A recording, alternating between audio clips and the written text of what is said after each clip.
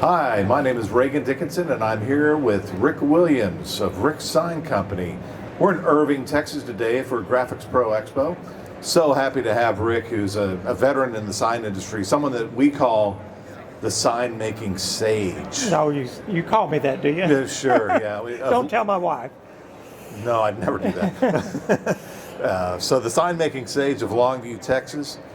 Rick has been in business in the sign industry since 1973, is that correct? I'd be about right. Okay. 73. And Rick has written literally, not figuratively, hundreds of articles for Sign Business Magazine, which was then Sign and Digital Graphics, which is now Graphics Pro Magazine. Rick is a regular columnist. He writes a how-to column called Shop Talk, and he writes kind of the wit and wisdom and the joys and pains of being in the sign business, and a column called In the Trenches. In the trenches. So, without further ado, let's talk to Rick about what's going on in his life and business. And one of the things that you and I discussed before was what you call growing sideways. Do you want to tell me a little bit more about growing sideways? Yeah, I'd be happy to. Well, I started a very small sign shop. Can't get any smaller when it's a one-man shop. Right. And I was 19 years old. And Yeah. but that grew to 4 or 5 people, and it's kind of stayed at that size. But my sons and I had other plans a few years ago, and we saw opportunities kind of to this side and that side. We were struggling to get our powder coating done because we make oil field sign frames, make water jet cut letters, and have them powder coated. We couldn't get anything done. Okay, so you were farming that out before the powder farming coating. that out. Yeah. And so what is it about? And this brings up, I think a lot of people run into that situation where they're at that point where they're farming it out so much that they say to themselves, why am I not doing this myself? Right. And so... Well, my oldest son, that was his attitude. Why are we not doing this, Dad? Yeah. We can't get this done. Right. And we couldn't get letters cut on a water jet. We didn't own a water jet. Okay. And so it was just a busy time. And he talked me into investing some money into a new project. And so we've grown more in that direction than we were growing straight forwards. That's why I say growing sideways. And we thought we would do a lot of maybe subcontracting to other sign companies. But in the end, we do a lot of subcontracting, but mostly to industrial companies that need water jet cutting or laser cutting and powder coating. And powder coating was one of the real reasons we got into that business. Mm-hmm. So we've done that, and then we've grown sideways again because we were doing so much powder coating in an automotive fashion, a lot of wheels. Okay, so powder coating was your first growth sideways, so to speak. And water jet cutting at the same time. Okay, you did that too. Yeah, we bought a few machines, and then the boys kind of took that over, and we still do that today, but it's about 10 times the size of the sign shop, so it's grown a lot. Okay, did it start as a support of the sign business? It did, kind of. As opposed to kind of its own. What I'm hearing, what I'm understanding, and we'll get to this, is that they're really their own entities and not necessarily associated with the sign business, though you might take projects over there. Right, exactly right. And we do some work for other sign companies, and I'll go over on a weekend or at night, and I'll run a water jet, and I'll cut plate metal letters out, and I've got a guy over there that on his own time we'll work together and do our own powder coating. But it mostly has evolved into an industrial services company. Okay. But it came from the sign shop because the motivation was we can get our powder coating done, we'll do powder coating. And then we found out a lot of industrial companies need powder coating, as a subcontract basis, and so we're doing that. And then we also can cut things, and that's good for the sign business too, because if we have a set of plate metal letters or anything needs to be cut, at this point we can cut it on a router, CNC router, a laser, or water jet. Okay. So, we don't have a lot of limitations there. And it may just be small tags that are going to be engraved at the sign shop, because we make industrial tags and we'll engrave them on a laser. So at this point in time, we have a Trotec laser that you see out here on the floor, and that's a small laser, but then we have a metal cutting laser that is made by Trump, and it's a lot bigger machine, and we can cut things out that way. Okay. So it's interesting that the big laser can't do what the small laser can. Yeah. But the small laser can do engraving, and the big laser would just cut right through something. So that gives us a lot of capacity that we never expected we'd have, but we have it now. That's what I call growing sideways. Growing in the straight direction would be more sign work, maybe bigger projects or Mic maybe closer. subcontracting to other sign companies or something. But we've actually gone different directions. Bring your mic a little bit closer. Sir? A little closer? Yeah, yeah. Sorry. Yeah, no, that's okay. All right. Yeah. Okay. So, how long ago was the first growth sideways? When was that about? Let me start that in 2009, January of 2009, which later I found out was the worst month to start a new company since the Great Depression. And I actually read that. I said, how do we time that way? Right. That January of 09, that's the worst month. And we probably lost $150,000 and then bottomed out and started up. And so at this point, that company is 10 times bigger than the sign shop. Really? But for a while, the sign crew was going over and doing that work at night. Okay. So it's been an interesting evolution and a good one, too. Yeah. And then what was the second growth sideways was about when? Well, that would have been about 5 years ago. We started an automotive business because of the powder coating connection to powder coating automotive parts, primarily wheels. People like custom wheels. They want them powder coated.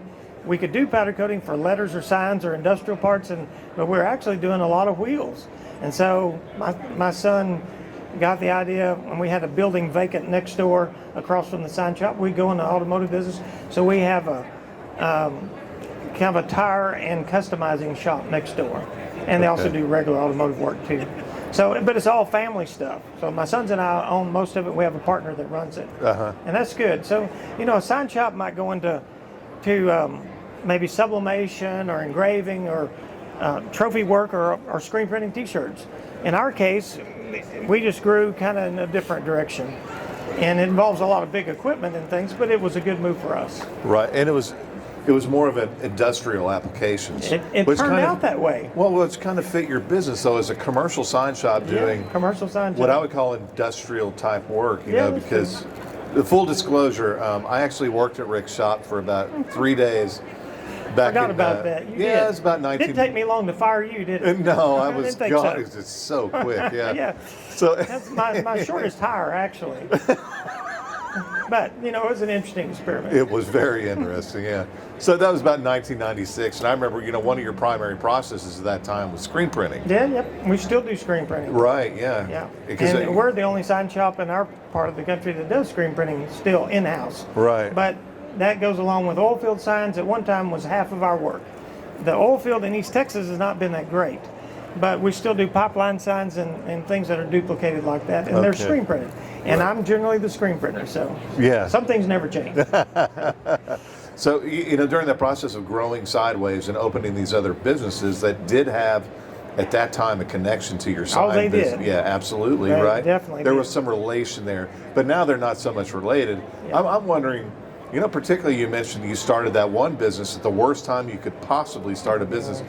What did you learn from that experience? If you were to start growing sideways again, what were some of the pitfalls of doing that? Well, and what were some of the things that you did right as you grew sideways into other businesses? Well, the main thing we did right is we worked our rear ends off.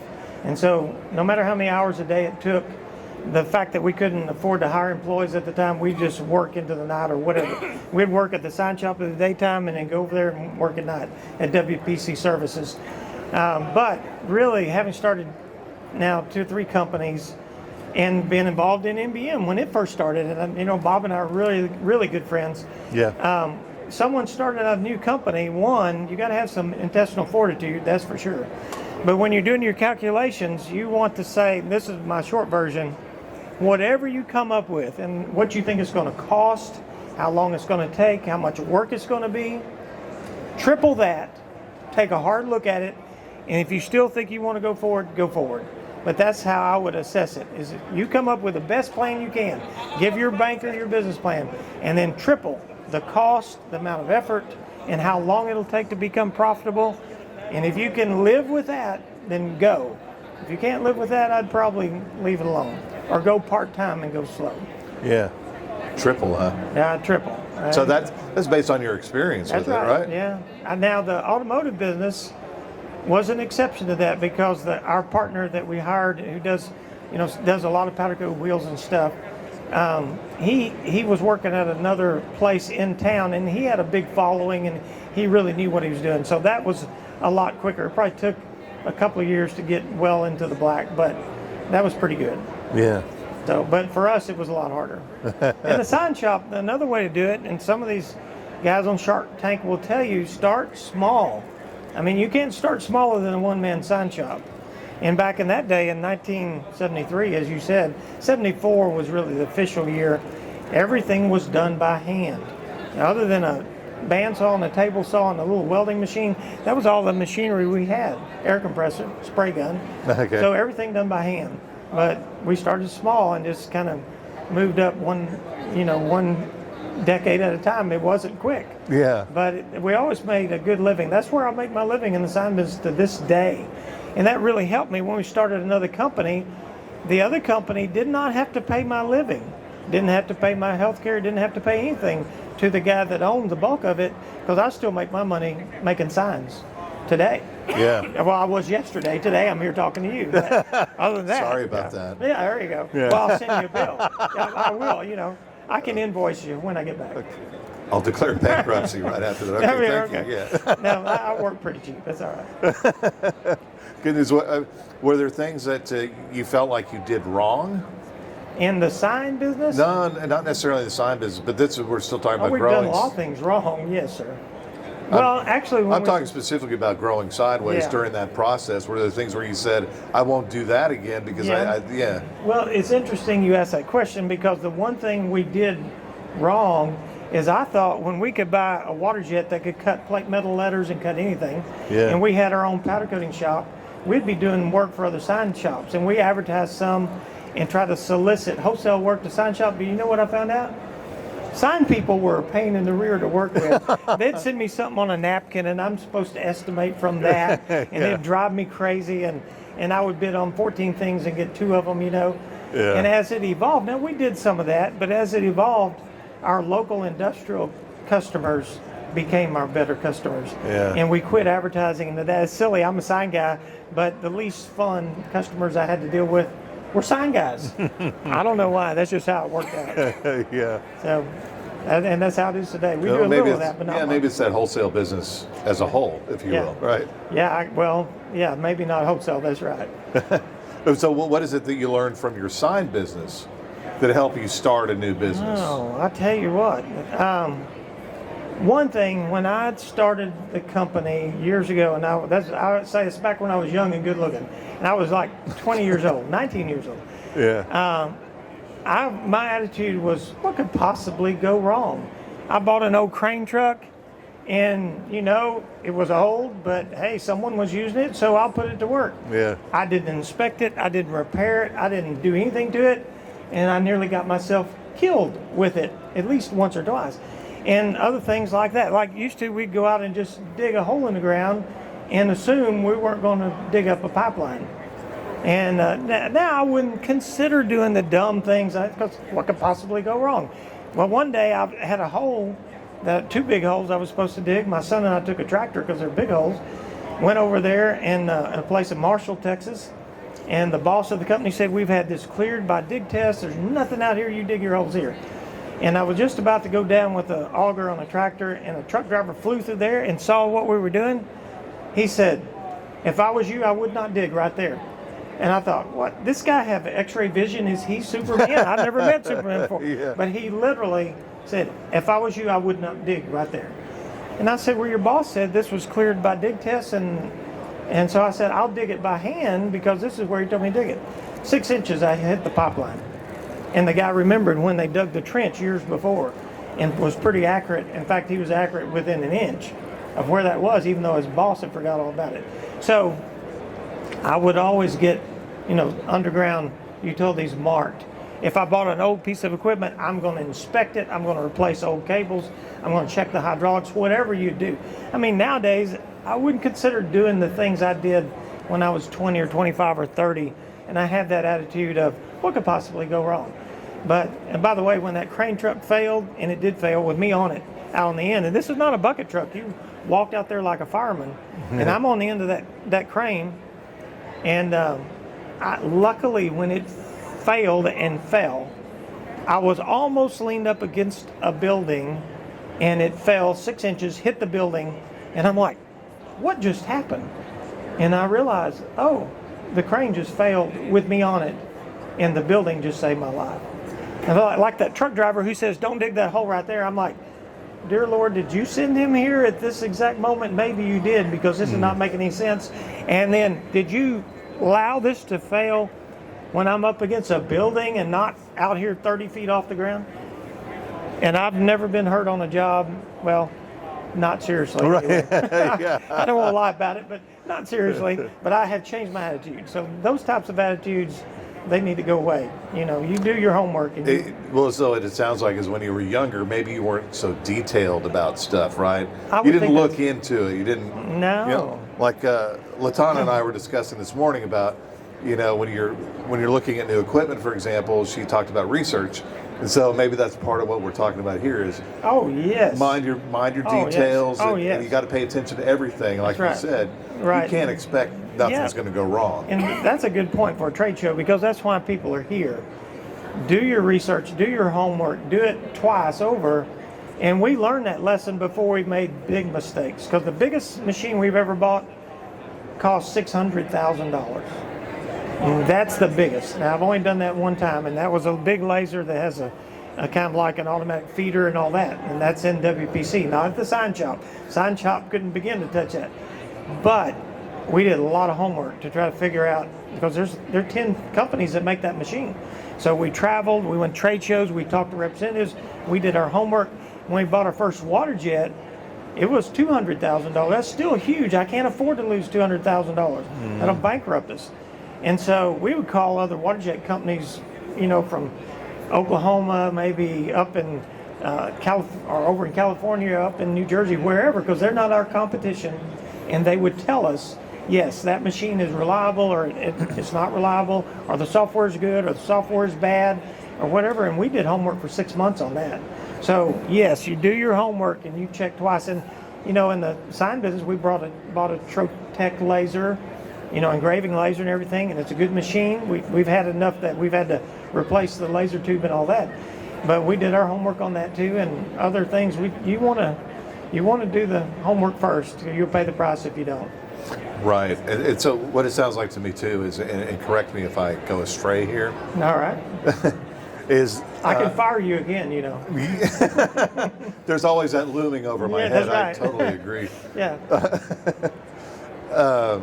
So, like with the new businesses, you already had, you know, when you make a business plan, I think that you're projecting to some degree, right? You're saying, I'm going to buy this $200,000, $600,000, whatever the cost is of that particular Right. equipment. Yeah. And you're going to say, you have to project and say, with some confidence, I'm going to be able to pay for this machine somewhere down the road. Oh, yeah. So, but, you know, I think it's one thing to start that business and say, I've got to go find that business, as opposed to, it sounded like you already had some of that business, right? We had very you were little. You were feeding it through the sign shop Yeah. to begin with. I mean, were you kind of counting on it as a foundation, or how did you go get the business that you needed to really get it ramped up and to where it is now? Because, you know, they've got 25 employees over there. That's It's not about a 10 small times thing. bigger than the sign business. But one thing that gets in the way is you can't see the big picture, because 2009 was a crash. Sure. So we'd been planning this 3 or 4 years, and then we'd do it at the crash. So you can't see that. But you just have to adjust, because we thought we'd do a lot of wholesale work for other sign guys. Right, It yeah. turned out that's not what we do. But we have more business than we expected, but it's not that business. So you just adjust, and like, because we were doing a lot of metal cutting, we had customers say, can you do metal forming, which would be a press brake and things like that. So we would eventually buy that, learn how to do that. But in the sign business, we bought some equipment too, but not high dollar. But right here at the trade show, you can look at sign equipment that cost $100,000 or more, flatbed printers and things, and there's a lot of competition for that. So if I was buying a big flatbed printer, I'd talk to every one of them, and then I would talk to their customers. You don't talk just to the manufacturer. You don't just talk to the sales guys. You say, tell me some of your customers. You get on the phone and find some and say, you know, how's that machine working for you, and how reliable is it? And what's the learning curve? Because every technology you take on first has a learning curve. Well, some companies' software is better than other companies' software, and the learning curve is shorter, or they have better training, or whatever it is, and it's up to you to find that out. Like the water jet, when we bought it, well, the company we bought it from, and right now I'm trying to think of the name of it, which is silly. They wrote their own software, and it was good software. And so a lot of other companies, if you wanted a second set of software, you had to buy the software, and it might be $6,000 a package. So we found out we could get package after package of our software, and for free, and that was a big deal. That probably saved us $30,000 or $40,000. So you want to look into those types of things and do your homework. Have to. Yeah, and I don't want to put this in a way that makes you feel old, but you've been around. And we've talked about just the ups and downs of the general economic cycle, and no doubt. there could be regional, local things that happen too. What has been the key for your business over the years as far as just survival during those times where you're in a down period? Because I'm sure you've seen those too, where maybe even you question, are we going to survive? So what are the keys to survival as you look back on that time? Well, one interesting thing about that is the sign business has never suffered as bad as our other businesses, and really WPC suffered the first 2 or 3 years, but the sign business always seems to go down a little and kind of level out, and we would never have to lay off anybody. We never gave anybody cut and pay. Amanda, you work for us, and that was true. We never laid off anybody, and the downturns or the upturns, for some reason for us where we are, it was more consistent. At least it didn't suffer a great deal. And I would have my family working there too. At one time, several members of my family worked there. We would just, maybe hustle a little more. But people, one thing, when things take a downturn, people advertise a little more. So you might be doing more banners, you might be doing more storefront signs because they need the exposure. And so it's kind of helped us that the sign business is pretty resilient. Other businesses, I don't think they're as resilient, but they'll always come back if you can just tough it out, but you may have to work really hard at it. I have to ask this question because it's on everybody's mind right now. Yeah. How are you seeing supply chain issues in your business? Okay. Are we seeing I've got one of my suppliers out here in the audience. Supply chain issues and also cost increases of a significant amount. Yeah. So I'm having to keep my eye on that because I've been in business so long, I forget that you can't charge what you charged 10 years ago.